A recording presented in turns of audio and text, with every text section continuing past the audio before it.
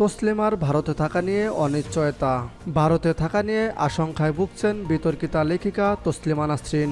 নির্বাচিত বিতর্কিত এই লেখিকা বর্তমানে সুইডেনের নাগরিক, তবে থাকেন ভারতেই। কিন্তু গত জুলাই মাসে তার রেসিডেন্ট পারমিটের মেয়াদ ফুরিয়েছে, এখনও তা নবীকরণ হয়নি, যা চিন্তায় রেখেছে তসলিমাকে। এক সর্বভারতীয় গণমাধ্যমকে দেয়া সাক্ষাৎকারে তিনি বলেছেন, আমি যদি পারমিট না পাই নিশ্চিতভাবেই মারা যাব। আমি এমন অবস্থায় রয়েছি যে কোথাও যাওয়ার জায়গা নেই। 1994 সালে বাংলাদেশ থেকে চলে আসেন তসলিমা। ওই সময় তার বিরুদ্ধে ফতোয়া জারি হয়। তারপরে ইউরোপে কয়েক বছর থাকার পর ভারতে বসবাস শুরু করেন তিনি। 2004 থেকে 2017 সাল পর্যন্ত কলকাতাতে থাকতেন লজ্জার লেখিকা। কিন্তু তার আত্মজীবনীমূলক গ্রন্থ দ্বিখণ্ডিত নিষিদ্ধ হওয়ার পর পশ্চিমবঙ্গ ছাড়তে বাধ্য হন তিনি।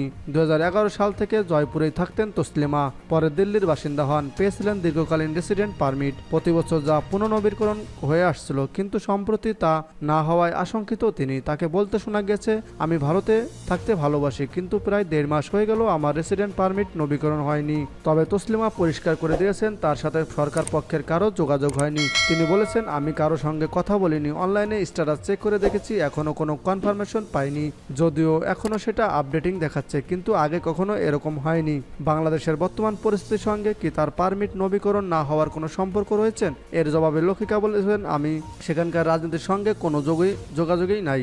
আমি ওখানে সুইডেনের নাগরিক হিসাবেই থাকি, আর আমার পারমিট বাতিল হয়েছে বাংলাদেশের বিতর্ক শুরুর আগেই। তিনি মনে করিয়ে দিচ্ছেন 2017 সালেও এমন সমস্যায় পড়তে হয়েছিল তাকে, সেটাকে প্রযুক্তিগত সমস্যা বলেই জানাচ্ছেন তসলিমা আরও বলেন, মানুষ মনে করে আমার সঙ্গে সরকার বা নেতাদের ঘনিষ্ঠতা আছে, কিন্তু তা নয়। পারমিট না পেলে আমি মারা যাব।